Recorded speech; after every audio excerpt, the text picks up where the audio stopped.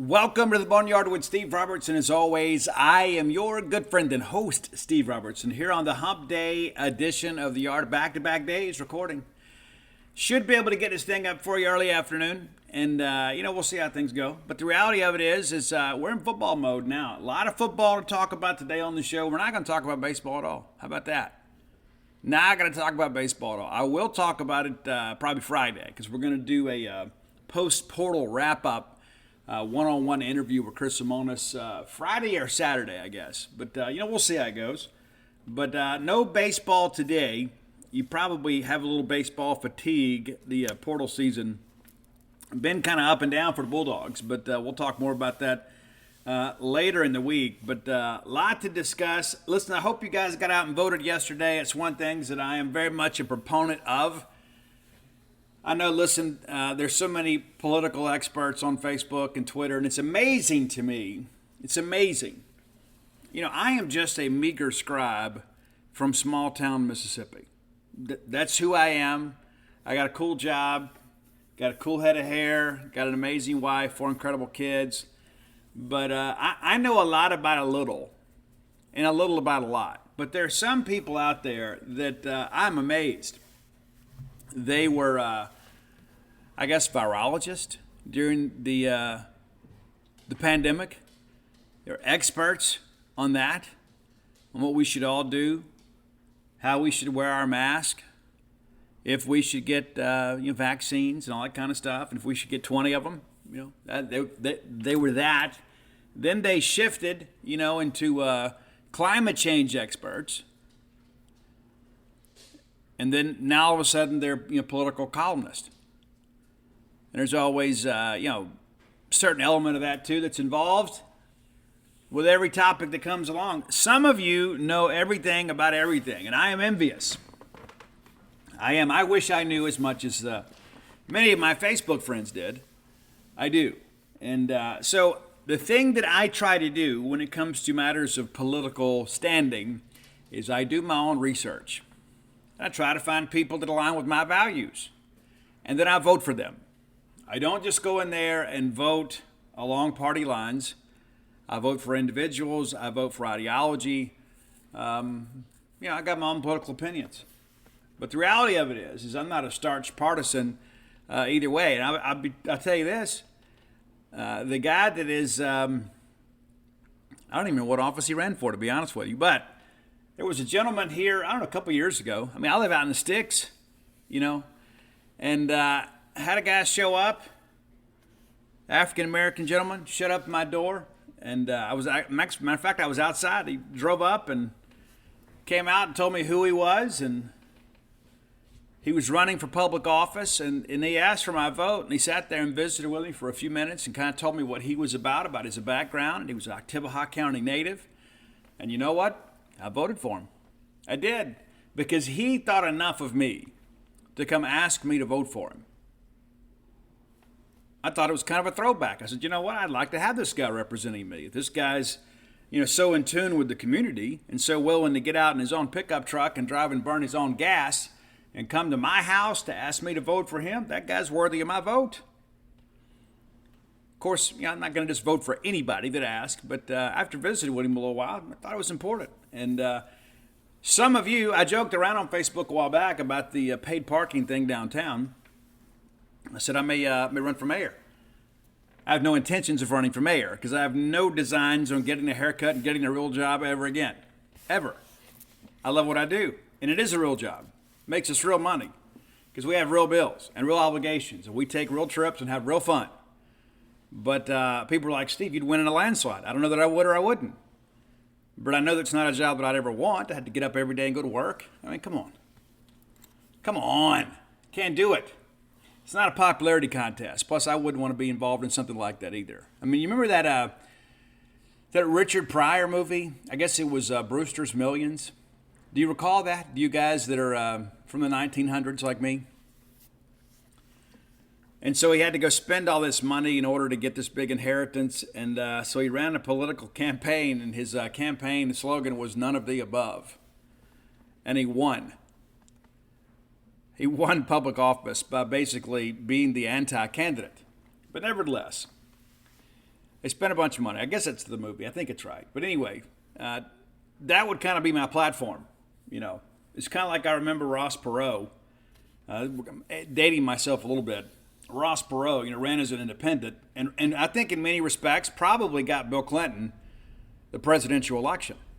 I think Ross Perot split some of the conservative vote. But all that said, Ross Perot did some really cool things as part of the debates and things like that. Like he got up there, he got up there at the debate, and he had this voodoo stick with him. And he goes, "I'm using this voodoo stick," as he pointed to the charts. He said, "because what we've had in Washington is voodoo economics." It was great. It was great. He kind of shook things up.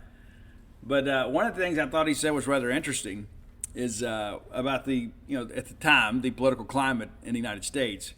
He goes, he said the Democrats blame the Republicans blame the Democrats, and they're the only ones that are there, And so that's part of the deal with me. And we talked about this yesterday. You know who elects people in the United States? I mean, honestly, do you know who are the most important votes? It's the moderates. That's who it is. It's who gets the moderate vote. I'd like to fashion myself as a moderate, but what happens is you've got some people out there that are so staunchly, supportive of their political party, they would vote for anybody. I mean, you could put my dog up there, and on a particular primary, if they had the right letter next to her name, people would vote for her. No qualifications at all. Mojo, I love you, but you are not fit to run this country. But people would vote for her. But it's those people in the middle. But anyway, that's about as political as we're ever going to get here on this show. But I do encourage you to get out and vote. It's a huge thing with me. It really is. But I think about the sacrifices many people have made to allow us this. We fought a revolution over the right to vote and to be free and to have a say in our political process. And so I encourage you to get out and vote. And even if you vote for the wrong person, get out and go vote. That's an American right. A lot of people around the world would love to be able to have some say in the process, and we do. And not just your national elections. I encourage you to get very involved on the local level.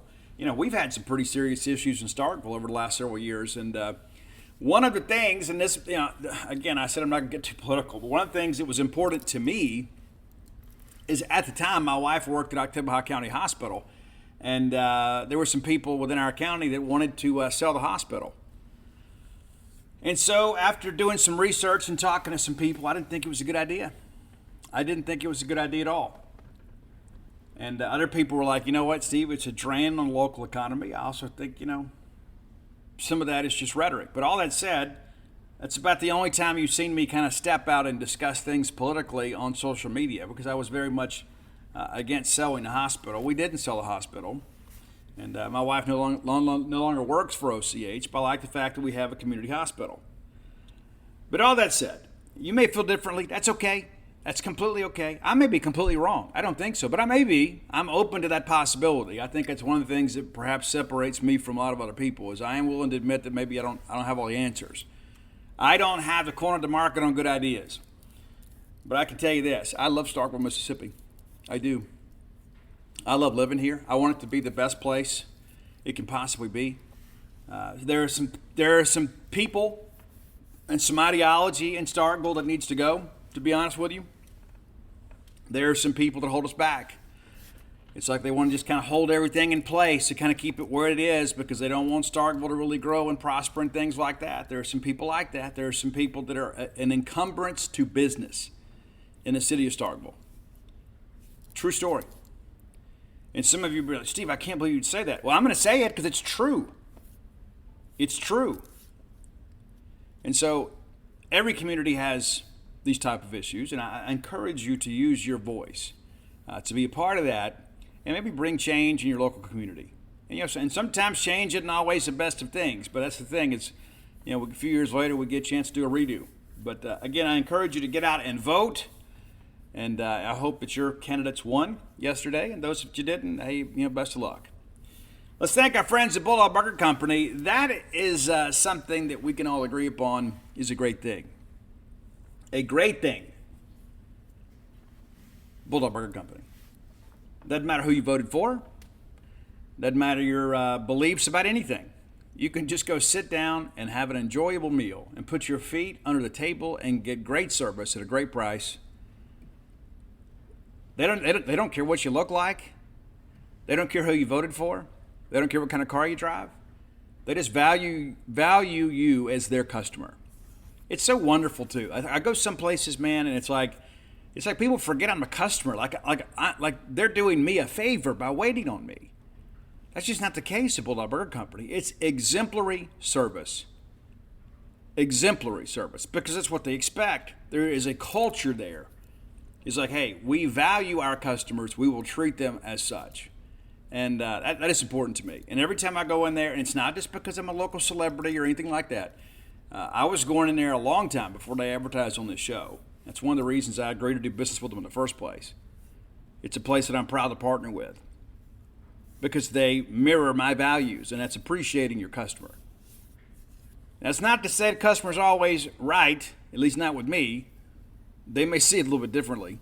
But the reality of it is that when I'm a customer at Bulldog Burger Company, I feel like that I am treated better than I am most places. So I encourage you to go check them out. Great place to work. If you just moved to town, you're looking for a job, maybe hit the folks up at the Eat With Us group. Go to eatwithus.com, and you can get some information about applying to work and be part of their team. I've had two of my children that have worked for that company, and raving reviews from both of them. 3 great locations to serve you: University Drive here in Star Vegas, Gloucester Street there in Tupelo, Lake Harbor Drive in the Ridge and Flowood area. Have the spring rolls as your appetizer. They will make you and everybody around you better looking. Get that great restaurant quality hamburger. You can walk on the wild side like me, do things a little bit different, or just get that Bulldog. Man, you can't go wrong with the Bulldog Burger. Get the chocolate shake to go, maybe a little bread pudding. Because around 10:30, 11 o'clock at night, you finish up the local news, you're going to think, you know what, I sure wish I had something sweet. Well, they can take care of that for you. Bring that bad boy home with you and go on to bed with a full belly. Bulldog Burger Company, the place where people go to meet, M-E-A-T. All right, let's talk about this coaches poll. We're not in it again, and that's, are you surprised? I'm not, and that's fine, whatever. Speaking of voting, I went yesterday, and obviously I'm kind of recognizable in this part of the country. I go to vote, and the gentleman that checks me in says, hey, do you agree with the experts? And he kind of said that with a scoff and a smirk on his face, that we're going to be last in the West. I said, no, I do not. I do not believe that. He goes, I don't either. I think we're going to be a better football team than that. And I said, I do too. I think the West is going to be good. There's a lot of parity, but I think we're going to be in the top half of the league. And, and so we started talking about that. Hey, this just gives me more content opportunities late, because I am the kind of person, there is some pettiness in the game, because I am more than happy to say I told you so. And that's what he said too. He goes, you know what, let's make it easier for you to come back later and say I told you so. And that's, you know what, I may be completely wrong about this football team. And the more that I see this team in practice, the more I begin to realize, you know what, I don't think there are a lot of people in the Southeastern Conference that realize what we're doing here. There's a different vibe at practice these days. Not to say it's better or worse than last year, it's just different. There is an energy in the air, I think it's a little bit different too. A little bit different. So, we finished the poll last year at number 20 and bring just about the entire team back, with a few exceptions. And wide receiver room is kind of in transition, but goodness, we signed so many of them. Think about that. I mean, we lose some of our more seasoned pass catchers a year ago. I mean, you lose Ra, you lose Rufus, and God bless Rufus. You lose Austin Williams, but you don't feel in any way that it's the end of a talent cycle, because Jaden Wiley is back. Justin Robinson kind of took off late in the year. He's having a great camp. Jordan Mosley, they get to play a whole lot. He's around. Xavier Thomas is back, and there's this kid, number 5. Maybe you've heard of him, Tulu Griffin. That guy in the slot in man coverage. There are going to be a lot of opposing teams in our highlight video at the end of the year chasing number 5. In vain. So, yeah, we've had some attrition at wide receiver. We're not going to utilize as many 4 and 5 receiver sets. We got a veteran group. And if anything, you give Mike Leach and those guys a lot of credit. They kind of stockpiled some pretty talented players in that wide receiver room. So, I look for that group to have a good year. Really do. All right, so let's look at a poll. No surprise here. Number 1, the Georgia Bulldogs. And they return less than we do.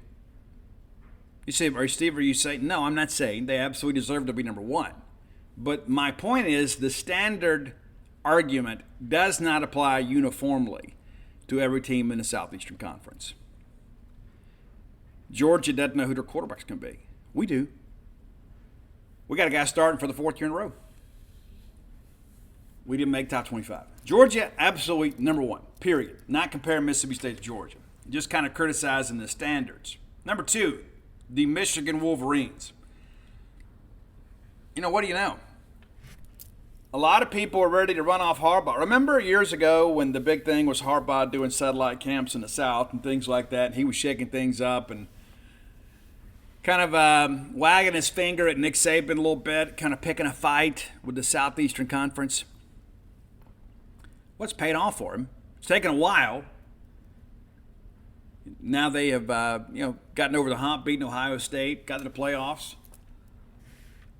But Michigan, number two,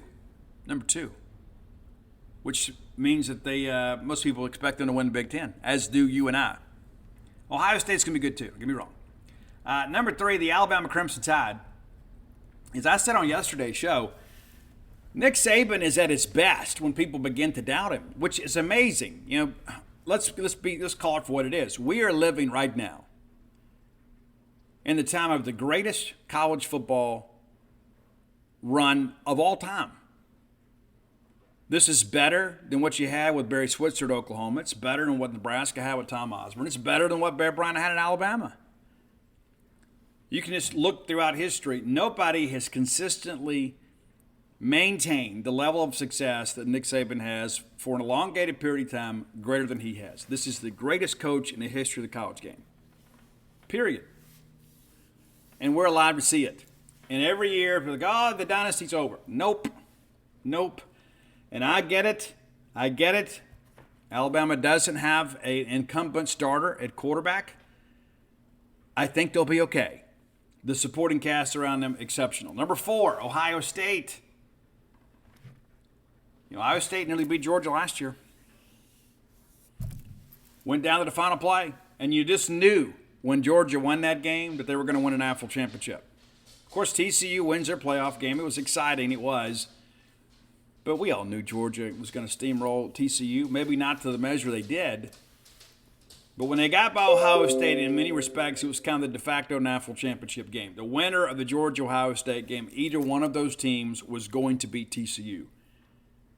And what's amazing, too, is you read this stuff about Ryan Day, there's already some people up there saying, you know what, they better get it together. And, a lot of that is because Michigan's kind of stolen the spotlight a little bit. You ever done that bucket list thing? I have. Wouldn't you love to be able to go to either the Big House or the Horseshoe and love to see Michigan or Ohio State? I mean, just as a fan of college football, not even have a rooting interest, just go enjoy a great game. Wouldn't that be fun? But it means a lot to those fans. And so, the winner of that game could conceivably win the national championship. I'm not ready to crown Georgia. Number five, the LSU Tigers. I think this is a little bit high. We talked about LSU extensively yesterday. I really like this LSU team. But there's some holes in this team. There are. Are they good enough to be number five? I don't think so. I do think they're a top 10 team. I think this is a little bit high. But when you look around the league this year, and there are holes everywhere, right? Everybody, even some of the traditional national powers, even Alabama and Georgia don't know who their starting quarterback's going to be yet. LSU does. And they bulked up Jaden Daniels, and people are saying, well, he's got to be more than just a runner. As long as he wins games, do you care how he does it? Yeah. Speaking of that, have you seen the Johnny Manziel documentary on Netflix? You should if you haven't. And they even talk about the game they beat us in the We Believe year. I don't know if I've ever seen anything like that in my life. But Daniels is not on the level of Johnny Manziel, don't get me wrong. But he's got some of those same elements in his game that when things blow up, this is a guy that can make you pay. This is a guy that can extend plays and force your secondary to cover a long time. So I like Jaden Daniels a lot. I think 5 is probably a little bit high. And that's okay. Number 6, USC. It's funny. I saw some people just yesterday complaining on the USC message boards, I follow the message board geniuses on Twitter, so you see all this stuff up, and they're like, hey, we better figure this NIL thing out because they lost a recruit to Oregon.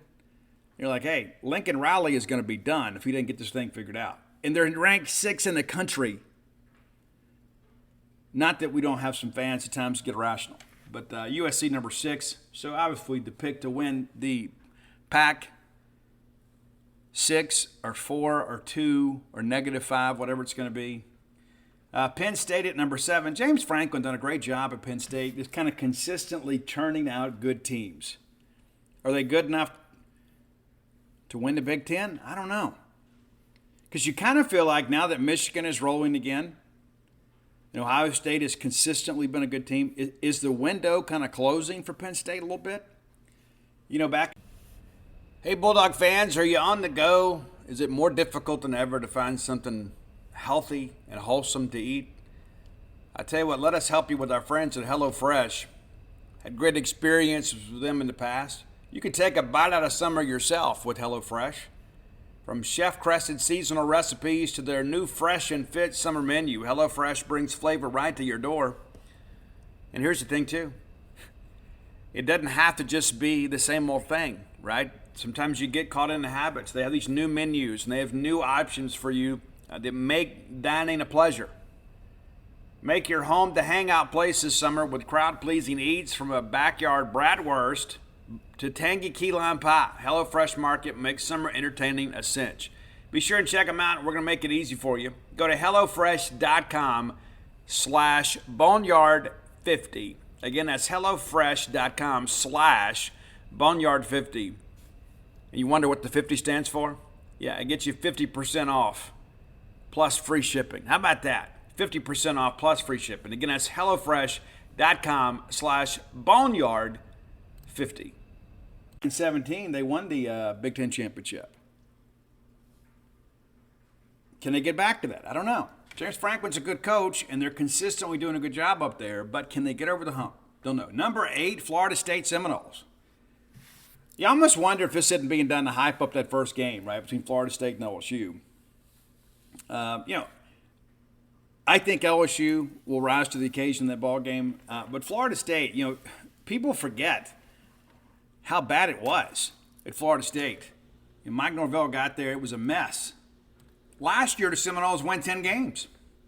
That's the first time since 2016 when Jimbo Fisher helped lead them to an Orange Bowl win and finish top 10.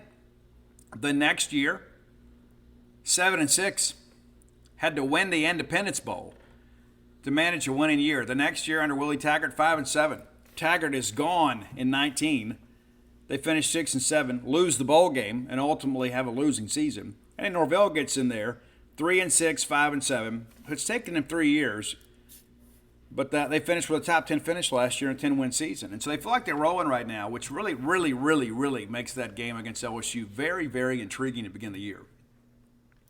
So it's clear the coaches think they're going to win the ACC. Followed right behind Florida State is Clemson. It's amazing, Clemson, in many respects, I would say Clemson for much of their history has kind of been the contemporary of many of our SEC programs that are kind of middle of the pack. They had their big run. It appears that while they are maintaining a very solid program, I don't think people fear Clemson the way they did. And the fact that Florida State, is ahead of them in a coaches poll just kind of shows that maybe there's a change in the guard a bit. We'll see. Number 10, the Tennessee Volunteers. I think Tennessee's going to be good. I think that they're putting an awful lot on Joe Milton early. Hendon Hooker was legit, and losing him, you're going to feel that a little bit, but Milton's good. Don't get me wrong. They're saying he's a superstar. I don't know. We'll see. Number 11, the Washington Huskies. I guess you got to vote somebody else in the Pac-12 in here. They're going to be good defensively. They always are. And you begin to look about this thing. This is a team that could win 10 games this year. Finished up last year on a 7-game winning streak. Really exciting team. Number 12, Texas Longhorns. I don't know. I'm not buying Texas. I don't think Texas is back. I don't. I don't. And, we'll see. Is Quinn Ewers ready to go? And that's a good thing for Arch Manning. You've got an established starter. You're going to throw him out there. But I am just not completely sold on Texas. And I think 12 is a little bit high. Notre Dame at 13, you never know. I mean, it's like Notre Dame, no matter what they are, who they are, they're almost always ranked in the preseason, almost by default. Number 14, the Utah Utes. I tell you, the thing about Utah is, Kyle Whittingham has built them into such a solid program. You're almost scared to ever bet against them.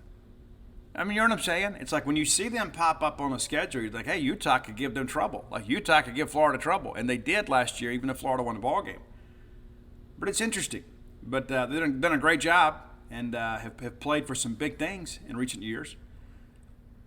Number 15, the Oregon Ducks. I'll be honest with you, I think there's too much Pac-12 in this poll. Will the Ducks be a great team? I don't know. But you start running through this here. Everybody can't be great. Can't be.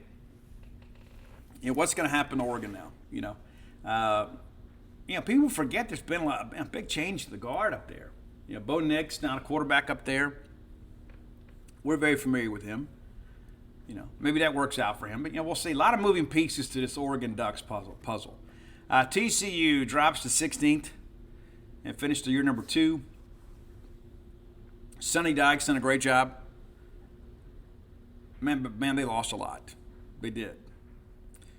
And we'll see what happens. I mean, they still got several key pieces back, but that's a team that did some amazing things, for sure.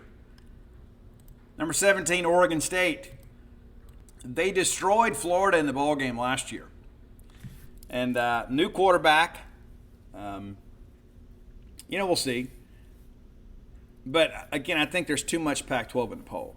Just my personal opinion. I don't think it's the year of the Pac-12. I think the most headlines they're going to make is going to be about conference realignment. I think USC will be really good. Then I think it'll kind of be everybody else. But, Oregon State played a Florida team that was not very good and then was short some of their regular players. But no, I don't.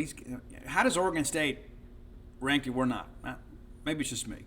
Number 18, the Wisconsin Badgers. Luke Fickell is there, one of the best coaches in college football. They finally get him out of Cincinnati, and that was the big discussion too. Who's going to wait around for Notre Dame or wait around for Ohio State or whatever? Well, now he's in Wisconsin. Be eager to see what he does there. I think they're asking a lot though to rank him 18th. Number 19, the Oklahoma Sooners.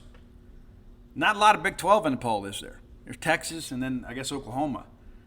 It'll be interesting to see kind of what happens at Oklahoma. Number 20, the North Carolina Tar Heels. I don't know. Whatever.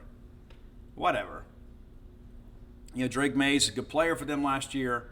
They had a good year, for sure. But we'll see. I think it's almost like a kind of like voting for Skip Berkman, right?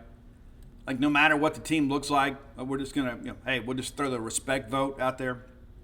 21, Kansas State. Chris Kleiman done a great job there. We'll see. I mean, people forget, that TCU game was epic. It was. And schematically, Kansas State does some things you don't see week in and week out. So that's interesting. Number 22, the Ole Miss Rebels.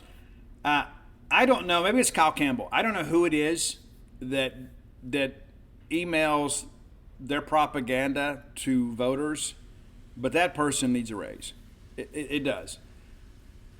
When you think about the changes at Ole Miss and the fact how they ended the year last year, how could anybody say, you know what, hey, that's a top 25 team? Is it?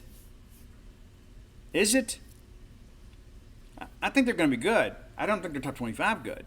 I don't think they're better than Mississippi State. I don't. Maybe you do, but I don't.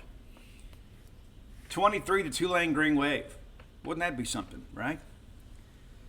Tulane taking on Ole Miss down in New Orleans. That'd be interesting. And I love how they talk about, the offense should be potent because of Judkins. I think and I love Quinshon Judkins. I think he is a great player.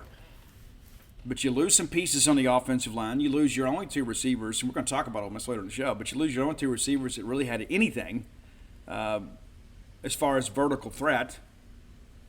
Those guys are gone.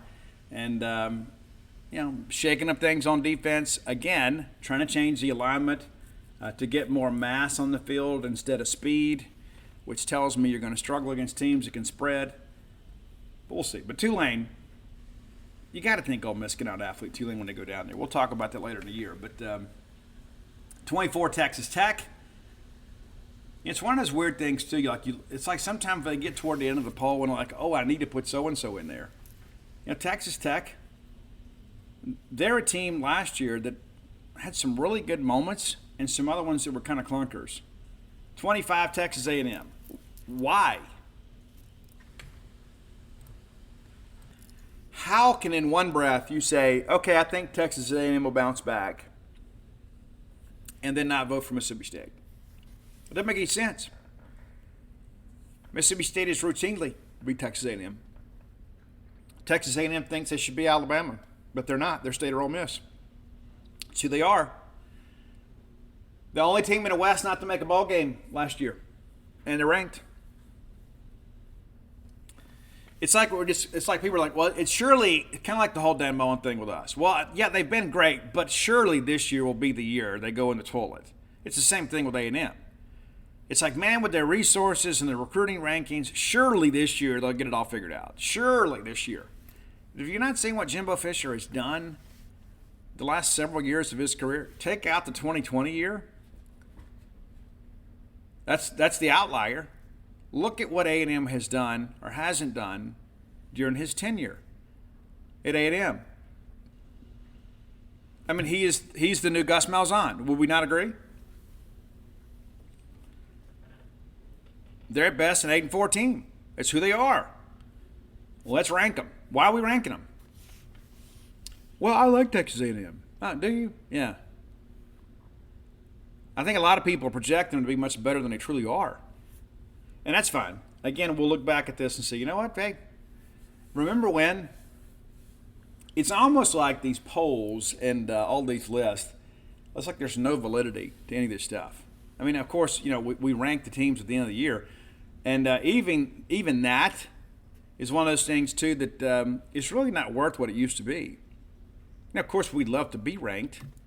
Win a couple ball games, we will be ranked. But the reality of it is that, this, again, anybody can make a list. And that's what this is a glorified list. I remember when those rankings really mattered.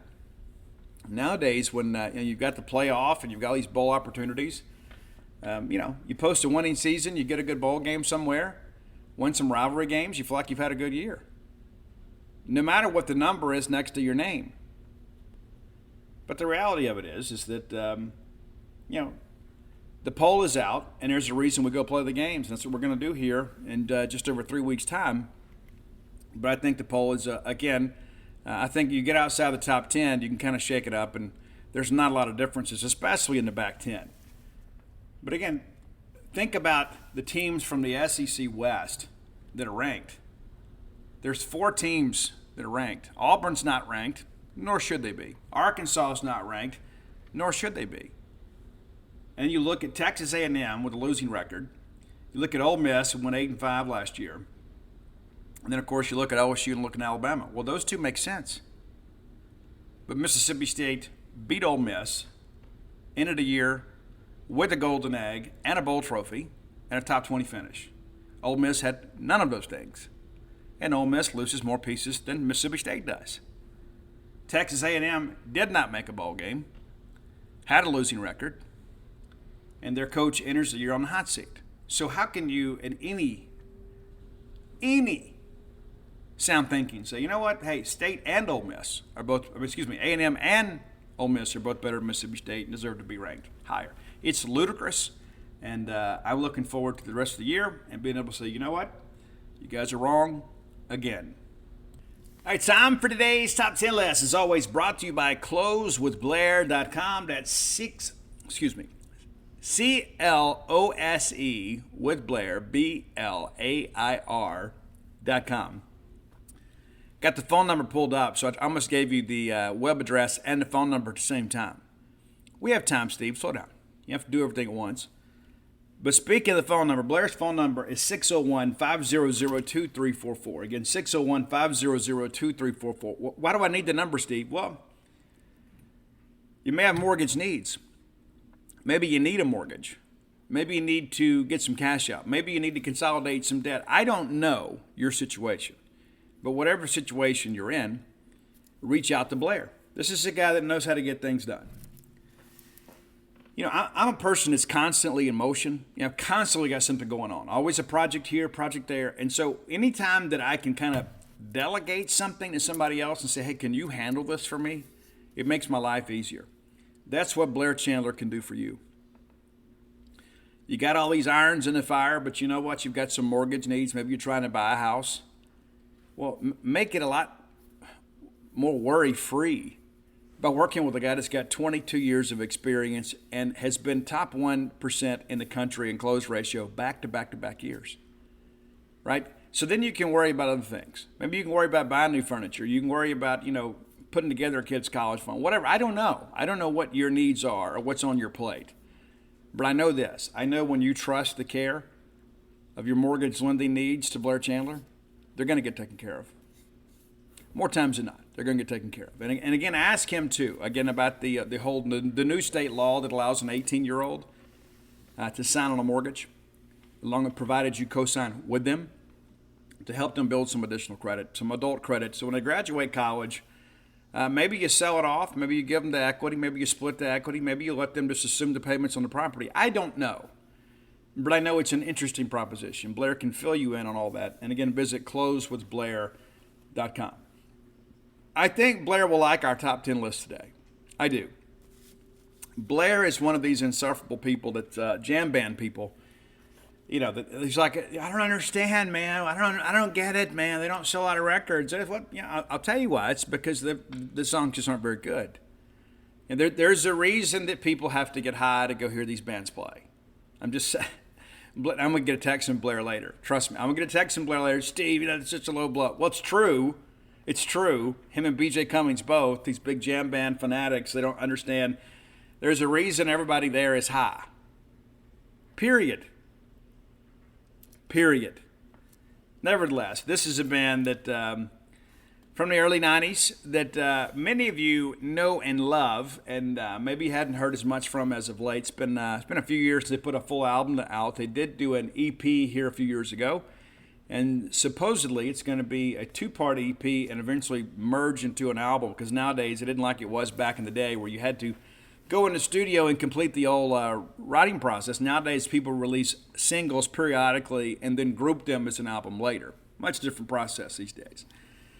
We're talking about the Counting Crows. And I'll tell you, when the album August and Everything After came out, I said, man, where has this been in my life? Man, these guys are really, really good. And so my top 10 list is going to have a lot of songs from August and Everything After. We'll have some from Recovering the Satellites, The Desert Life, Hard Candy. We'll have a few of their albums represented here. They were in Tupelo a while back. Maybe you guys went and checked them out. But they're one of the better alternative rock bands of the 90s. Kind of become mom rock in many respects. I don't mean that derogatory, but they didn't have the edge that some of their contemporaries did, and they've had some staying power. Because it's girls' night, guys, and we're going to see the Counting Crows. Me and all my friends, we're going to put on our extra makeup, and we're going to go to dinner. We're going to see the Counting Crows, and so it makes for a very fun and safe girls' night or date night. They're very radio-friendly, family-friendly. But the Counting Crows, and give Adam Duritz a lot of credit. He dated both Courtney Cox and Jennifer Aniston, one of the only guys that we know in recorded history to pull the swap. It's true. Much respect to Adam. All right, number 10 is one of the more recent tracks for them. I don't know if you know this album. Many of you, it's like, hey, Steve, when they stopped playing on the radio, I quit listening to it. But here, about a decade ago, they released an album called Somewhere Under Wonderland. You can check that one out. A couple of really good tracks on that one, too. I went with Scarecrow. Scarecrow is probably my favorite track off this album. I think it's a good vocal delivery from Adam Duritz. And granted, we've all lost a little bit since the 90s. but it's a good track. I think a good place to start. Number 9 from the album Hard Candy. Matter of fact, our next 2 tracks will be from Hard Candy. A duet in many respects, I guess kind of featuring Sheryl Crow. It's the great track American Girls. Number 9 on your list, American Girls. Number 8, it's Holiday in Spain. I'll admit, as much as I like this song, I love the guitar on this. I love the intro on this. It does kind of bother me. He talks about going to Mexico, and then it's like holidays in Spain. It's like, I don't know, it's kind of out of context. But not going to judge the guy on his geographical choices when it comes to music. But Holiday in Spain, great track. Number 7, and I suspect the rest of the way you're going to know every one of these songs. And we may disagree on the order. And that's okay. We can still love one another and be friends. If I see you in the grocery store, you can walk up and say, hey, Steve, I listened to the Counting Crows list and I disagree with number 1. Okay, cool. And we'll still be friends. We'll shake hands, and I'll thank you for listening. And I do appreciate you more than you could possibly know. But number 7, it's Round Here. And probably my favorite line in that song is, round here we stay up very, very late. Kind of reminds me of being in addiction, to be honest with you. Number 6, we're not going to hang around and talk about addiction today. We're going to Hanging Around from the album The Desert Life is your number 6 track, Hanging Around. That was another radio hit for them. It's like all of a sudden the Counting Crows are back. And that was one of those songs that just kind of hit the playlist. And next thing you know, it's that this feelings of nostalgia. It's like, hey, I'm glad those guys are still playing and touring. Let's turn that up. Number 5, and many people would say this should belong in the top 3. And I can get down with that. But it was so incredibly overplayed. I mean, like marching bands play this song. It's Accidentally in Love from the Shrek 2 soundtrack. Did you know that? Did you know that's where you heard it first? Accidentally in Love, the opening of Shrek 2. All right, number 4. Love this track, man. Love everything acoustically about it. I think they absolutely nailed the mix on this track. And we're going back to August and everything after. It's Rain King. I love the vocal delivery. Love the song itself.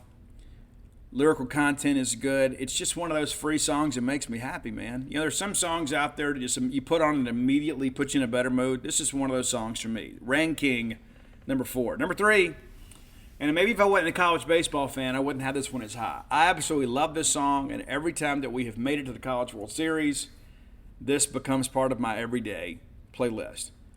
It's Omaha, Somewhere in Middle America. Man, I absolutely love that track. And it makes me wonder, what's the genesis of that? Why Omaha? But it's one of those things, too, that everywhere you go in college baseball, everybody's game day playlist has Omaha on there. So it's guaranteed to be a hit regularly and get a lot of downloads because of people associated with college baseball. But I love Omaha. I love the track. I love the town. I love making the trip up there. Number 3, Omaha. Number 2, and this is where I think, this is where we kind of separate with a lot of people. Because a lot of people, my number 2 song is probably number 1 for you. And I'm okay with that. And I'll give you my reason for number 1 when we get there. But number 2 is A Long December from the Recovering the Satellites album, which is absolutely fabulous. But it's like every year around December, I think about that. Around the new year, it's a long December, but there's reason to believe maybe this year will be better than the last. It is a timeless classic to me. Absolutely love this song. And it's one of those things, too. I mean, we all go through something in life. And there's sometimes you look back over the years and say, man, that was a really tough year. Last year was a really tough year for me. It was a really difficult year for me. And it's well documented. I mean, just being away from Dana so much during the year, it's certainly made me appreciate the fact that I never want to be divorced. I don't want to be single again. I love her. I want to be with her. But I'll tell you, I remember putting this song on New Year's Eve.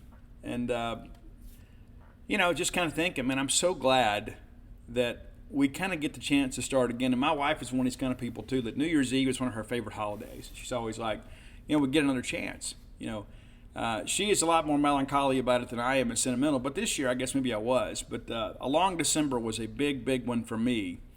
And maybe it is for you in your life. It's a great song. It is a timeless classic to me. But number 1, it's the song that introduced the Counting Crows to the world. It's Mr. Jones. And I want to be Bob Dylan. Don't you? another one of these just up-tempo, vibey songs that just kind of make you happy. You put it on, I mean, it's like most of this Counting Crow stuff, it's very optimistic. And yes, they've got some deeper and dark and morose type stuff. Everybody does. And the same palette of emotions for all of us, just some more vivid than others. But the Counting Crows is kind of a good timing band. And I don't mean good timing in the partying aspect, we're out here celebrating decadence and hedonism and things like that. There's just an air about the Counting Crows that just kind of puts you in a good mood. It does for me. Maybe you don't like them, and that's okay. But this is a band we hadn't done, and I hit Roy up. I said, I feel like I've been a little bit niche lately. And I want to make sure that we do something, and yes, that's my pronunciation. I want to have a little flair in my life. What's life without a little whimsy? But Mr. Jones, it's just one of those songs, you put it on, and maybe it's the fact that I remember where I was and what I was doing in life, and life seems so much simpler. And maybe that's one of the reasons that early 90s music maybe takes me to that place. It's the ultimate time machine, right? You put it on, you're like, I remember, man, sitting around and playing Trivial Pursuit, drinking coffee, and listening to this album. Every song stood out to me. I know today everybody's a playlist listener, right? I mean, it's like the days when everybody used to buy CD and cassette singles, right? I've always been an album guy. And even though I may not like but one or two songs on an album, I like to hear everything the artist has to offer. They went to all the trouble to write and record and perform these songs, and they put them in this nice little format for me to listen to. I'm going to listen because I may find something that I love even more than a single, right? So that's how I go through music, and that's one of these albums for me, start to finish. I could probably, and maybe we do this, Roy, maybe we put together, like a top 10 favorite 90s albums, and I give you my favorite song off each album. Whether it be the Jim Blossom's New Miserable Experience. Man, what an impactful album that was for me. I absolutely loved that album. And I had gotten really disenfranchised, I guess, with so much of the MTV machine. And all of a sudden there was so much, and there was force feeding all this, and the Headbangers Ball generation kind of got very cookie cutter. And so we needed something fresh. And there are so many bands from the early 90s that were not grunge that are still playing. And nobody really talks about that anymore. But maybe we put a list together of that, because you guys always respond well to early 90s rock. And so we'll get that together. We'll see. We'll talk to Roy about that. And Roy is kind of like my sounding board when it comes to these lists. And sometimes I'll just say, hey, I'm doing this band today. Like we did Killswitch Engage. He goes, okay, I've never heard of them. I sent him their cover of Holy Diver, and he's like, that's good. Yeah, it is. But this is one that I think everybody knows. Everybody in the world has heard something from the Counting Crows at some point, whether it be Accidentally in Love or Mr. Jones or whatever.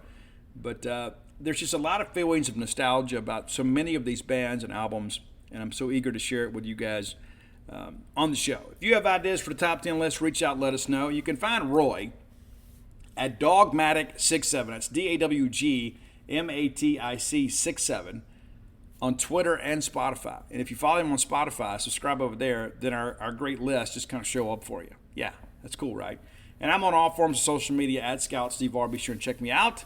If you're not following me on Twitter or X, whatever we're calling it these days, what are you doing with your life?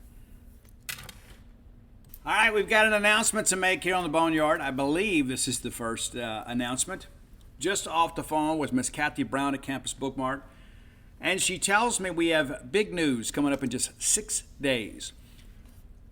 August the 15th at noon, Mississippi State Trademark and Licensing will make the official university reveal of the new Vintage Vault logo for this year. Not going to tell you what the logo is, but I'm going to tell you, it's something you guys have been looking forward to for a long time. That's right. And while you're there, you're going to be able to purchase merchandising with the new Vintage Vault logo on there. T-shirts, hoodies, glassware, license plates, everything your heart desires, they're going to have that logo slapped on. And you're going to be able to buy it. And in addition to that, get a free gift with purchase. How about that? Think about that. You're going to get the logo you want on pretty much any item that you like well before the season and get a free gift. Go by and see their smiling faces August the 15th at noon It's important that you're there. If you're in town, it's a good time to go take a lunch break, and you can be the first in your family or your circle of friends to have the new vintage Vault logo merch. Also, visit Campus Bookmart on the World Wide Web at campusbookmart.net. Use promo code BSR to save on shipping. All orders over $75, free shipping with promo code BSR, which stands for Beautiful Steve Robertson. I plan to be there for the reveal, and so you can come by and see me. And if you hadn't bought a book or two and you'd like to do it, I'll be there, and maybe we'll sign some books too. But come by, check it out, August 15th at noon at Campus Bookmart here in Starkville, Mississippi. Many of you, I know it's a work day and you can't get there, but if you're a local person, you've been so eagerly anticipating buying the merchandise with what is your favorite logo, you'll be able to do that in person, August 15th at noon, Campus Bookmart here in Starkville. All right, let's get to a couple other things. Let's talk a little bit about fall camp here for a few minutes before we get into our Ole Miss preview. You know what? Let's just go ahead and do Ole Miss now because I want to end on a Mississippi State note. All right, let's take a look at Ole Miss. And many of you have been eagerly anticipating this, but I think Ole Miss can be pretty good. I don't think they're a top 25 team. Are they a winning program? I think absolutely. But it's going to be interesting. And here's the deal, too. You can say what you want to about Lane Kiffin. Yes, he's a little bit awkward at times, but, I know people want to say he's unlikable. I mean, it's hard not to like him in some respects. I mean, I don't like him when they're beating us, but he is an interesting guy. And he's a guy that knows offensive football, which is interesting because of the fact Monty Kiffin is his dad, which is a guy that kind of revolutionized defense with the Tampa 2. But the reality of it is that this is an Ole Miss football team that should be pretty good. I don't think they challenge for the West. I think they probably finish middle of the pack in the West, I think, with a winning record. But let's take a look back at last year's season. They got off to that 7-0 start, and I think those of us that know anything about football realize that they were going to fall. Those that are scared of Ole Miss didn't think they would. They did. But let's run it back, as the kids like to say, in 2022. Interesting year. And some games you look at and you say, man, these guys, how'd they win a game? And other games you look at and say, you know what? They were close. They got by Troy, which was a really good non-conference win for them. Troy was a team that finished in some people's top 25 ballot. They won their league. 28-10 is your final, but Jackson Dart didn't have a great game. They got it going the next few weeks, though. Destroyed Central Arkansas out of Conway, as they should, 59-3. They blistered Georgia Tech, 42-0. And what a great time to catch Georgia Tech, right? Good scheduling by Ole Miss. Kind of catch them at the tail end of the Jeff Collins era. They slipped by Tulsa 35-27, and that was a much better game than people anticipated. C. Spurrier Jr. is not coaching receivers at Tulsa. They get Kentucky 22-19, and again, we've talked about this game extensively. The game was in Oxford. Kentucky's driving down for at least a game-time field goal, possibly the game-winning drive. And Ole Miss gets pressure on Levis. He fumbles. Ole Miss recovers. Ball game over. I think Ole Miss and Kentucky pretty much even last year, to be quite honest with you. And the fact that the game was in Oxford was, good thing for Ole Miss. Vanderbilt, they get those guys 52-28, and that was in Nashville. It's a shame these rivalry games are going away. They get Auburn 48-34. The difference in this ball game, give Lane Kiffin a lot of credit. The difference in this ball game is it was a seesaw affair, and then Kiffin dials up the onside kick. Ole Miss recovers. They go down and score. Finally get some separation, put the game away, and ultimately win the game by 14 points, 48-34. You can say what you want to. It was a great call, and under the circumstances, considering you couldn't stop them, it was a very, very intelligent call. At LSU, they lose 45-20. At A&M, they slip by 31-28, and that's a game, too, that really boiled down to one or two plays. But winning on the road in the SEC is tough. But that was Wegman's first start at A&M, and give the kid credit. He came out there and played as best he could. Alabama survives on the final play of the game against Ole Miss, a big fourth down stop there. I guess maybe they had the kneel one time, but 30-24. And again, give Kiffin some credit. Alabama wasn't Alabama last year, but they're still Alabama. You know what I'm saying? There's a lot of tradition at uniform.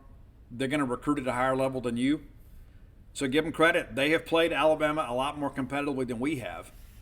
We've played Arkansas better than they have, but Arkansas got them 42-27, and that game was over early. It was one of those games too. It's like you look up in the third quarter, it's like, my gosh, this thing is still going on. And then of course State wins 24-22, and then they lose the bowl game 42-25 out in Houston in the Texas Bowl. And so in the year with losing 4 of the last 5 after opening up 7-0, and had the same regular season record as Mississippi State, and again State finishes with the Golden Egg, with the bowl trophy, and a top 25 finish. Ole Miss has none of those things, but still a decent year. But their fans were disappointed after the way they started. But again, they didn't really play anybody with a pulse, at least from a talent standpoint. The first 4 games is like, oh, it's 4-0. And then you get a very pedestrian Kentucky team, and you get Vanderbilt. It's Vandy. I know it's a rivalry game for them, but it's still Vandy. And then you get that Auburn team that was in the middle of getting ready to fire Brian Harsin. And so they really didn't play anybody. You look at this 7-0 streak. 7-0 is 7-0. But when you look at it in its proper context, there's kind of an asterisk up there, right? And then down the stretch, the only team they beat was the only team in the SEC West to have a losing record. And they win that game by 3. But they won it. But the reality of it is, this is an Ole Miss team that I think really missed some opportunities last year. But I think there was a lot of smoke and mirrors with that midseason perception of this team. Now, they're losing a lot. Now, Jackson Dart, there's all this talk about there's a quarterback competition. If they start anybody other than Jackson Dart, I'll be surprised. And that's not to say they don't have some other viable options. They do, right? They do. But I think Jackson Dart last year proved to be a better athlete than people expected. And he is a guy that's kind of a plus runner. He's not Jaden Daniels, but he is a guy that's athletic enough on 3rd and 4, 3rd and 5 to make a play when things break down. The kid can play. And for people to suggest otherwise, it's just kind of being too much of a homer. But they bring in Spencer Sanders and Walker Howard. Walker Howard is the future. Can Spencer Sanders make it interesting this year? Could be. You want to make Jackson Dart work for it, right? I mean, competition is a good thing. But, the biggest losses here is Malik Heath and Jonathan Mingo. Not to mention a couple guys on the offensive line. But, Heath and Mingo, they didn't have a lot of depth at wide receiver, period. But Malik Heath, 971 yards and 5 touchdowns. Jonathan Mingo, 861 yards, 5 touchdowns. That's 1,800 yards of the passing game has to be replaced. Jordan Watkins was a nice complimentary receiver. 40 snags for him, 449 yards. Dayton Wade is a guy that kind of came out of nowhere. Had a big touchdown in the Egg Bowl. Guy's really, really quick. They like to use him in the running game too. Michael Trigg was a guy they were all excited about. He ended up getting dismissed from the program, so he's gone. And that's 17 more catches, 156 yards. And so you start working this thing down and begin to realize the depth and lack of production at the wide receiver position is something that had to be addressed. Well, they feel like they've done that in the NCAA transfer portal. We'll see. You bring in Louisiana Tech's Trey Harris, a guy who was an all-conference selection. Chris Marshall, a guy that came in from Texas A&M. And, a lot of issues. And then he gets dismissed at Ole Miss. And that's a talented guy at a position of need. So, again, you think you've got it all figured out, and then one of the guys you bring in as a replacement is now gone. So the depth at wide receiver is a major concern. It is. That is a major concern. And one of the things that I think made Quinshon Judkins so good last year is because of how they used the running game to kind of complement the passing game.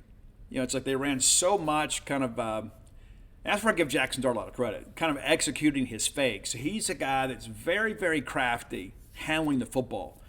And I don't know that I expected that. Again, and it sounds like I'm an Ole Miss guy here. I like Jackson Dart. I think in the Dan Mullen offense, I think he would have really been something, right? But I think he fits what Lane Kiffin wants to do. So they've kind of built the scheme around him. Good fit for what they want to do. But the reality of it is what are teams going to do when you can't consistently throw the football down the field the way you could last year? Now, schematically, it'll be the same. but you won't have near the same level of personnel. You do have arguably the best running back in the Southeastern Conference. You could certainly make that case. 1,567 yards last year. But again, a lot of that, too, is because of the fact they always had linebackers in conflict, and they had a pretty good offensive line at times last year, especially running the football. So all of that kind of works well for itself. But, what do? Do you sell out to stop the run? Make Dart be a quarterback? Make Dart throw the football down the field to some inexperienced wideouts? I mean, that kind of remains to be seen. And you begin to think about this wide receiver group, too. If they have one injury, it could be very, very impactful on the season because teams will just kind of stack the box. And Judkins is a dude. I mean, give Lane Kiffin a lot of credit. They sat on this guy. He sat out there in Alabama, and nobody really got on him, and then they had to pay him in the offseason. And, it is what it is. But to suggest a guy can't play, that I don't know if you could find even the most ardent Mississippi State supporter that would suggest that. But the offense will be built around Jackson Dart's dual threat ability and Quinshon Judkins' ability to get north and south. Interesting, to say the least. Defensively, they bring in Pete Golding, and let's be honest about this. All due respect to Pete, I know Pete's got a lot of connections in Mississippi. He studied under Nick Saban. It was the Nick Saban deal, right? It was a Nick Saban scheme. So should they be better? Well, schematically, they should be. They should be. But, last year they ran so much, and we touched on this earlier, 3-2-6 type stuff, and that's really to combat the spread, right? When teams are spreading you out, running 4 and 5 wides, running a lot of stretch plays and stuff, you got to get speed on the field. You're going to see a lot more 4-man fronts this year. You're going to see, some 4-3, cover 2 at times, and things of that nature. But the reality of it is this is this is a group that lost some good players. They returned some good players, too. And that's going to be interesting, too. What can Golding do with the existing talent? Can he mold them into at least a serviceable defense? We'll see. There's some guys that have moved on. And, they went in the portal a little bit. They got, Louisville linebacker Monty Montgomery. Should be a good Mike linebacker for him. What's Get Perkins going to do? Does Get Perkins have to play as a freshman? Athletically, I think he's gifted enough right now. But, to embrace a new position that requires a lot of decision-making, that may be asking a bit much for a true freshman. I think Get Perkins is phenomenal. I do. And I wish he'd have been a Bulldog, but he's not. And we didn't expect him to be. But the reality of it is that I think he will be a really good player at Ole Miss, provided he stays healthy, because I don't have any question about his work ethic or his talent. I think he's going to be a really good player. But this front was not good last year. They were decent when it was time to line up and rush the passer, but they were not good at stopping the run. When teams lined up and said, you know what, we're going to come right at you, we're going to make some things happen, we're going to rattle your cage a little bit, they had trouble with that. They did. Tavius Robinson had a big, big year for them last year. And he's gone. 7 sacks last year. Really gave Will Ryder some trouble last year, for sure. Cedric Johnson's back. Was a good player for him last year. Pretty solid year, 32 tackles. But this front, again, they're going to be as good as that front can be. And maybe adding that fourth down lineman makes a difference for him.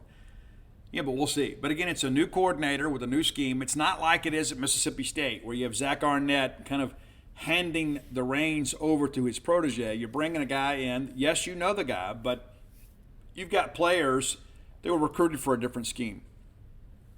Do you have the personnel, even with these portal transfers, to make a difference? That's going to be interesting. That's really going to determine Ole Miss's season, is can they be better on defense? A.J. Finley is gone. That was a guy, really good player at Ole Miss for a while. We'll see. They went out and got a couple guys in the portal in the secondary. DeAndre Prince, great player at corner. But we'll see. They, like Mississippi State, they turned to the portal and went out and signed a bunch of defensive backs to kind of rebuild that secondary.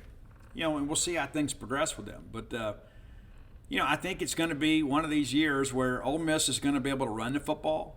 And if they can stop the run, at least slow it down a good bit, they'll be a solid bowl team.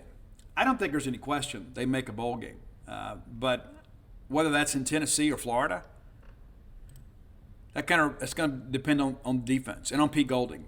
There's so much of that I think is important to understand.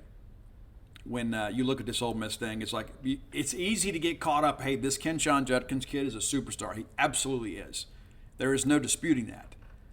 But what are you going to do when you can't stop anybody? Let's say you have a couple of stops. Let's say you have a turnover and you get off schedule. Next thing you know, you're down a couple of touchdowns late in the ball game, and you kind of got to get out of your offense a little bit. But early in the year, it's going to be one of these things people are going to look at and say, you know what, hey, they're off to a great start, and they should be. Non-conference schedule's manageable for the most part. That Mercer game, that should be a game where you get everybody pulled, first drive of the third quarter, and kind of let the young guys get out there. And I hate to call them casualty suckers, but that's kind of what it is. You want to avoid getting injured in that first ball game, and so let the young guys get out there and play a little bit, save some wear and tear on you veterans. Kind of a tough ball game. September 9th, week number 2, they're going to head down to Tulane. Against a Tulane team is expected to be really good in their league. Can Tulane get them? I think they can. I don't think they will. But it's certainly possible.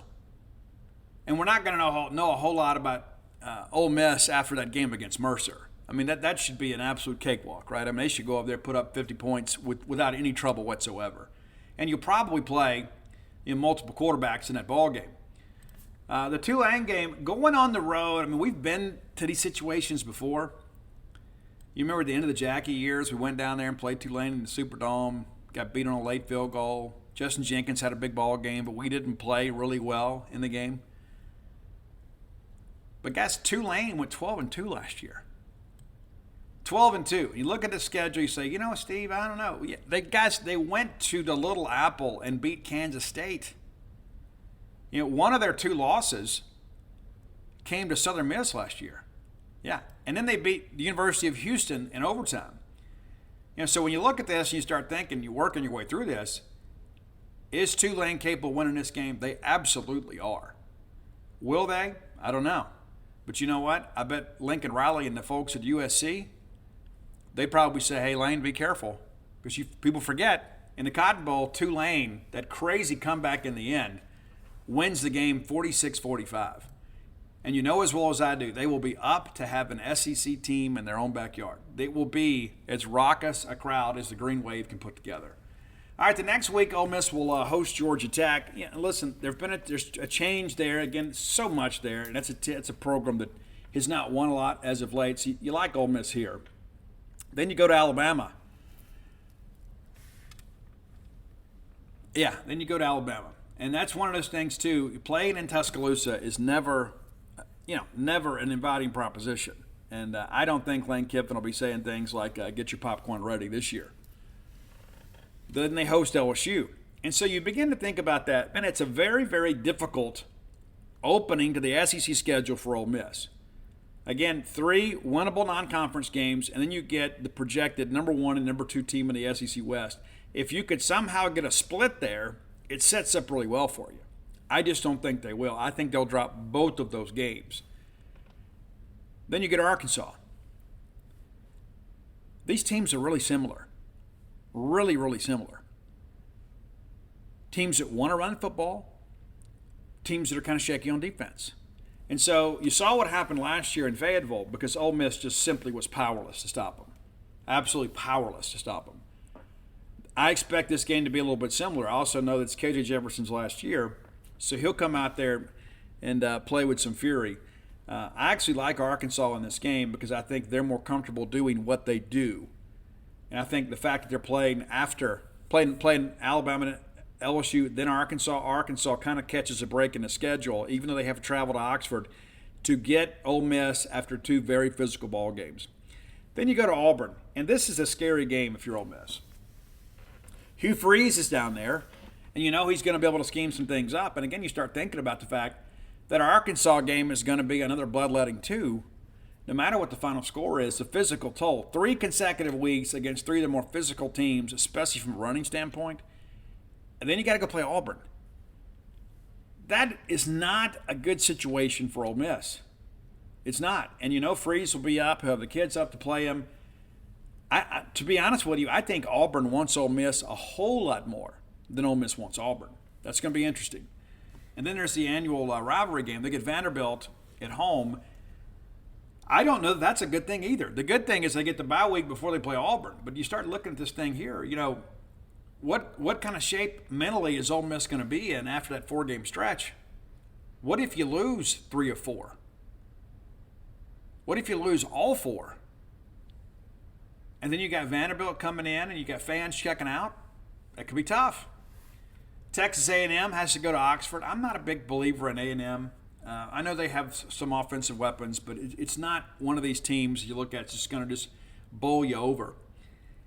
Then you got to go to Georgia.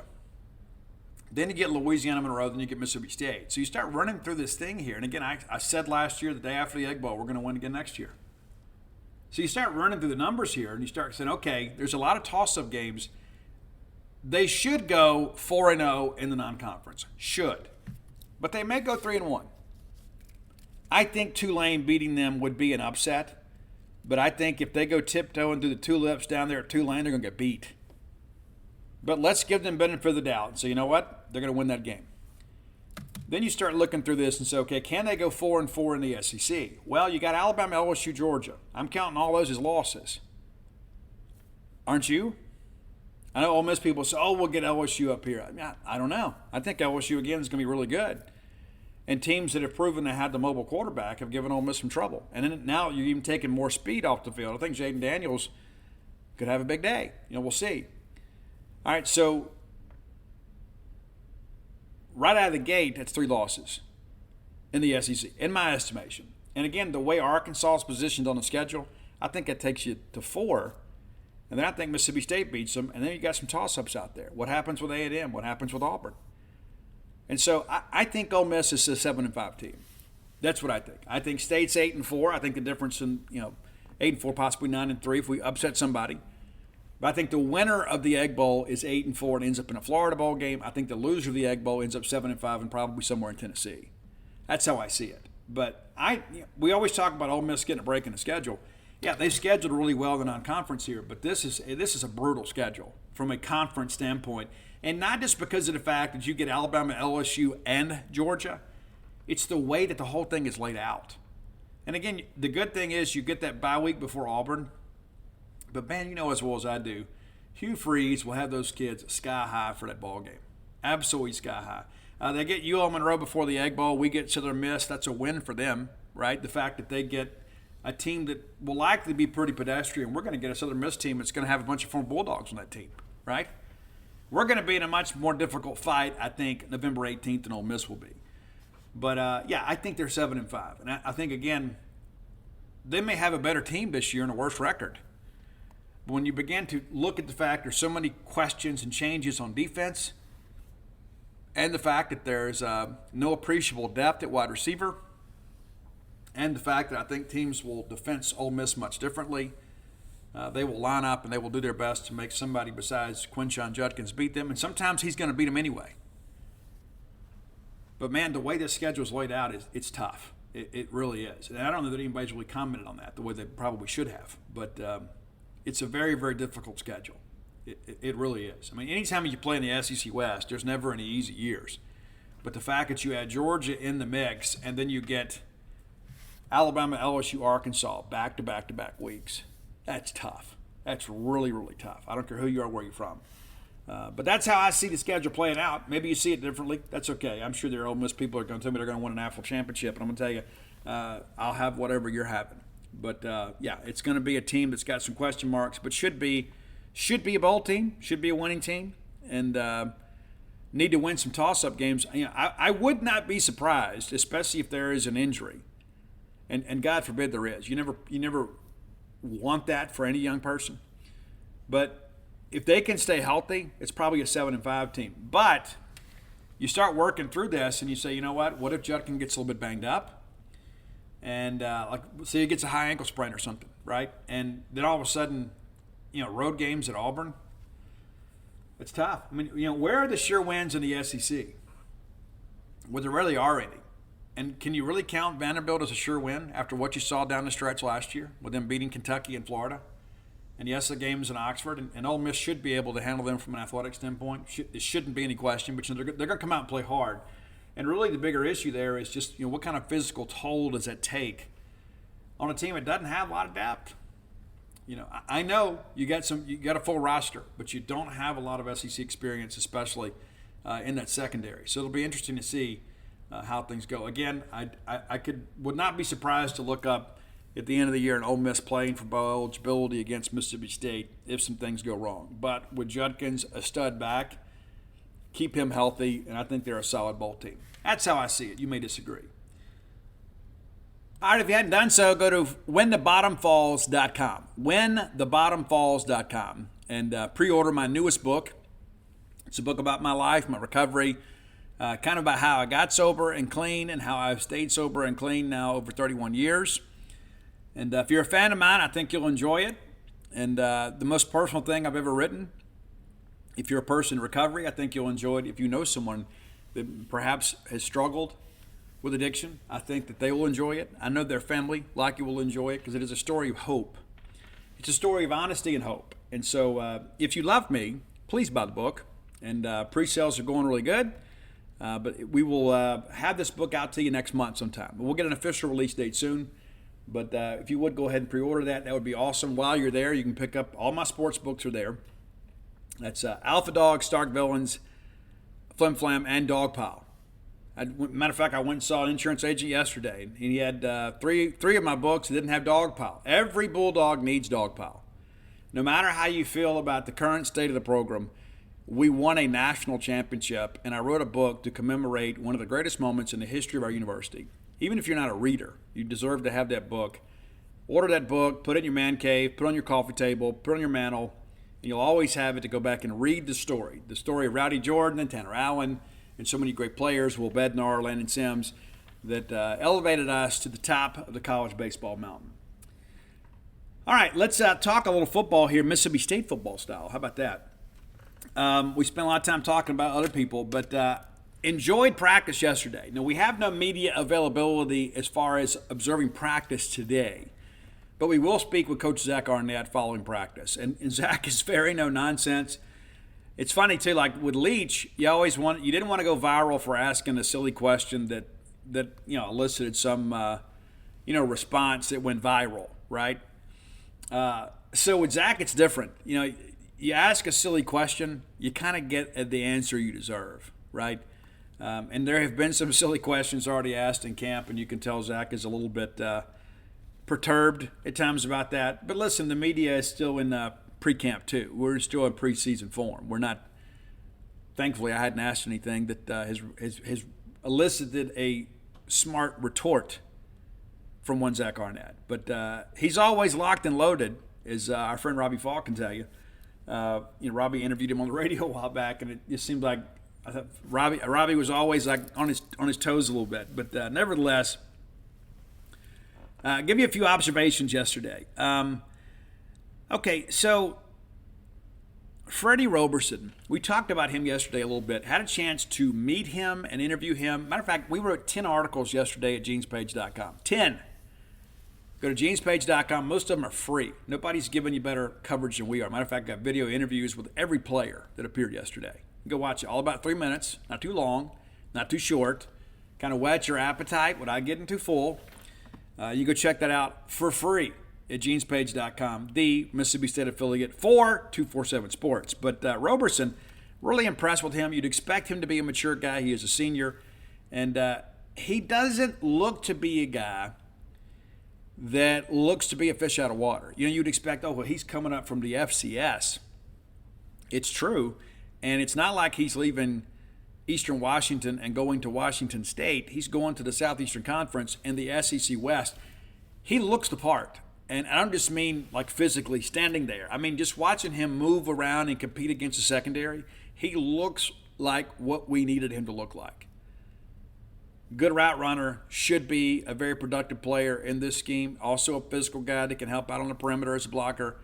I was impressed with his ability to communicate yesterday. Was very articulate, very comfortable, very personable. And again, you'd expect that from a senior. But he doesn't appear to be a guy that is intimidated by the move or the moment. And I think this is going to be a guy that we're going to be really excited to have on the program, on the football field. One of the guys that really stood out to me yesterday, and we got an elongated period yesterday. Sometimes we get 20 minutes and like half of it is the young guys. Yesterday we got to see a lot. And a lot of second-team offense red zone drills. One of the first plays that we saw was a halfback dive. Jeffrey Pittman just absolutely powers his way in. A lot of people are talking a lot about the fact that Jeffrey Pittman is one of the tougher guys on the team. Taylorsville, Mississippi, stand up, right? This is a kid that is going to help us. Is he a short yardage back? Is he just a complimentary back this year? I don't know. But I know Simeon Price told us yesterday that Jeffrey Pittman is one tough hombre. I thought we saw that yesterday in short yardage. This is a guy with a nose for the goal line. Woody can get it done. But it's nice to have options, right? Because you don't want to telegraph plays. Oh, they're bringing Marks in. They're going to do the halfback dive. Now you can do some different things. I think Jeffrey Pittman is a really, really nice addition to this team. Mike Wright, though. The big question with Mike Wright is like, okay, well, what role does he play? I think he is kind of a red zone specialist, kind of a short yardage specialist. We're going to play him some, for sure. But the thing that I can tell you right now, in the event that Will Rogers got banged up, and maybe Will had a missing time, maybe just misses like a quarter, or misses a game, or whatever, or half, or God forbid it's more serious than that. Mike Wright is a good enough quarterback to get us to a bowl game. Like if we had to go start a game right now, like if we found out that Will Rogers somehow was ineligible, which would never happen. I'm not trying to project that. But if for some reason Will couldn't go, in years past, that might have been the end of our season. With Mike Wright, I don't believe that it would be. And again, we wish the best help for Will Rogers, obviously. Our best chance to win is with Will Rogers under center. But after watching Mike Wright in practice this spring, this fall, I'm comfortable saying, you know what, he's not the passer Will is. But he may be the competitor Will is. And I think that he is a guy, too, that adds a different element to the offense. And so, like, if God forbid something should happen, the season doesn't end.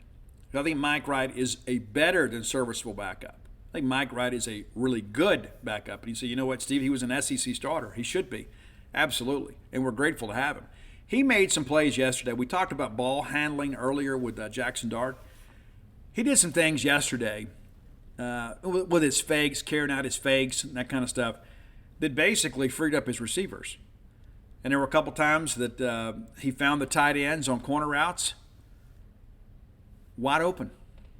This is a guy, too, you have to respect the running ability of Mike Wright. Because if you don't, and you can ask the University of Florida, Mike Wright will embarrass you. So we spend a lot of time talking about Will, as we should. He is the quarterback of our program. But I think Mike Wright deserves a little praise. Mike is not going to catch Will, but they're both going to play. And I like the fact that Wright gives you a different dimension. It's not like it's Will Rogers understudy that's going to come in the game. It's a different skill set. So it makes the offense more multiple. I like to get more and more the more times that I see Mike in practice. Creed Whittemore. A kid enrolled back in January, and he was one of the players we praised a lot in the spring. Man, I love this kid's attitude. I do. This is a competitor. Like yesterday, so he runs his route, and he's on the opposite field of the action, carries it out just as if he is the intended receiver, and then we throw the ball to the other side of the field, and then Antonio Harmon reels in a touchdown, and that's another walking mismatch right there. I think Harmon's going to thrive in this scheme. I really do. I think he fits what Barbay wants at the position. But as soon as we score, Whittemore is yelling and screaming and beating his chest. It's practice, man. And this kid is out there playing with the same intensity you'd expect him to play if it's 4th and goal at Bryant-Denny Stadium. Those are kids you win with. And people were like, well, Creed Whittemore this, The kid is legit, and he's going to wear 85. And no, it's not Austin Williams back for a 9th year. No, it's Creed Whittemore. But this kid has that primal instinct for competition. You can just tell. There are some guys that have that. You know, guys that would slit your throat over a game of Chinese checkers, turn the table over on you in a game of Uno. That's him. He is that guy. There is an intensity there that I think this team needs at times. And, kind of going back to the Jeffrey Pittman thing and talking about intensity. When Pittman powered into the end zone over a defender, the entire offensive sideline rushed the field. Everybody rushed the field. Now, it's one thing to get all up and down, everything else, but to recognize a play like that from a newcomer, what they're recognizing is, hey, this new guy can help me win. This is what I want to see. I know what to expect from Woody Marks, and I think I've got a good handle on what Simeon Price wants to do and can do. But all of a sudden, Jeffrey Pittman, a guy that's one of the top junior college running backs in the country last year, a guy that may be fourth on the depth chart, is out there powering over somebody and plowing his way into the end zone, and then his teammates all respond favorably. That's winning football right there. That is absolutely winning football, and that's what they're recognizing. This guy can help this team. And what do you think that means for Jeffrey Pittman? Creed Whittemore, part of that celebration. Those kind of things are interesting to me. We've talked extensively about issues at safety. Now, we didn't have the benefit of Isaac Smith going through spring practice, which might be a good thing for Bulldog wide receivers. May not be a great thing for Coach Brett Dewhurst or Zach Arnett, because they probably would already have one question answered. And that's that Isaac Smith's a dude. Yesterday, there was a little bit of a route up the left hash. Jordan Mosley made a very tough catch, and then Isaac Smith separated him from the football. It was the hit of the day, to what we saw. And Isaac Smith was fired up, and rather than go over there and glare over his teammate, and of course they go out there and check him. He's fine. Everybody's good. But Isaac Smith has length and instincts that you can't coach. You can talk about getting off the hash, and you can talk about playing the deep third, and you can talk about getting downhill and all these other cliches and things like that, and all these things that people say to make themselves sound intelligent. Isaac Smith is a football player. Isaac Smith is a future NFL guy, provided he stays healthy and continues to work hard. But based on what we have seen in the limited time we've been in pads, this is the guy you've been waiting for at safety. You said, well, Steve, we've had some really good ones. Yeah, we have. We've had some really good ones. I don't know we've had a great one since 2018, though, when Jonathan Abram was here. We've had some good ones. But we haven't had that enforcer in the secondary that can make the big hit in a legal way. And that's what we saw yesterday. Big hit right to the chest. Didn't lower the crown of the helmet. Did it legally. You can tell he's coaching. He's not just out there running around like a crazy person just trying to destroy people. He's making the big lick within the framework of the rules. That's a kid that's been well coached. And that's a kid, too, that knows to trust his instincts. And so we've talked, again, extensively about problems at safety. Early returns are good. Now, there's going to be some growing pains with a guy like Isaac Smith. He's going to get beat over the top. He's going to fall for play action. He's going to bite on the underneath cross and let a guy slip behind him, and his corner's going to be trailing, and we're going to probably get beat on the play. But Isaac Smith is a guy in the years to come that is going to be a player that other teams are going to try to avoid. That kid can really play football. And again, we haven't even played a real game. And again, we didn't get to see him in the spring. It was in a sling. Saw him out at Duty Noble Field at times eating some barbecue, one-handed. But to see him out there in his element and see how smooth and easy it kind of looks for him, it's encouraging. Very encouraging. Sean Preston, I thought, had a decent day yesterday. Probably the best offensive play of the day, though, is we ran, I guess it was a switch route concept. Again, I don't know the play calls. But Tulu got behind a couple defenders, and Will Rogers threw about as good a pass as you could possibly throw. And then Tulu just separates and runs right under it and beats double coverage. And yeah, that's going to happen. People say, oh, well, Steve, they're beating our DBs. Tulu's going to beat all of them. Okay, not just ours, but everybody else's. There are going to be few teams in this conference that are going to be able to slow Tulu Griffin down. Just go ahead and get ready for it. Again, we got to keep him healthy. But we all agree Tulu Griffin has been underutilized at Mississippi State. He's going to get a chance this year to be a star. And there are going to be a lot of people in this league that are going to jump on the bandwagon and say, oh, yeah, this is the kick returner kid. Well, yeah. Tulu Griffin is a wide receiver that also returns kicks. There's a lot more to him than just fielding kicks and running wide open down the field. This guy has he's got some shake with him, as the old ball coach used to say. There's a lot of fun ahead with Tulu Griffin. But we'll have practice again today. We'll come back on Friday and kind of recap what we've learned. And we're running out of media availability as far as observation periods. They're going to be at the farm today. And so we're going to meet them back at the complex, and we'll do our interview with Zach Arnett. And you can find that in its entirety over at genespage.com this afternoon or evening. So when maybe you polished off dinner or whatever, and you want to see what the Bulldogs are up to today, you can hear what Zach Arnett had to say for free at genespage.com. Be sure and come check us out. Listen, check in with us again on Friday. If you're not a member of Gene's Page, you certainly should be. And great football show today, and we'll be back on Friday. You start looking ahead and thinking about the other teams we need to cover, and we're running through it, guys. We're running through it. And pretty soon we'll be talking about Bulldog opponents, and we're almost there. And again, let me remind you, get your honey-do stuff done so you can enjoy college football guilt-free. All right? Until next time, let's all live our lives in a way we make more friends than enemies, and people can see a difference in the way we live.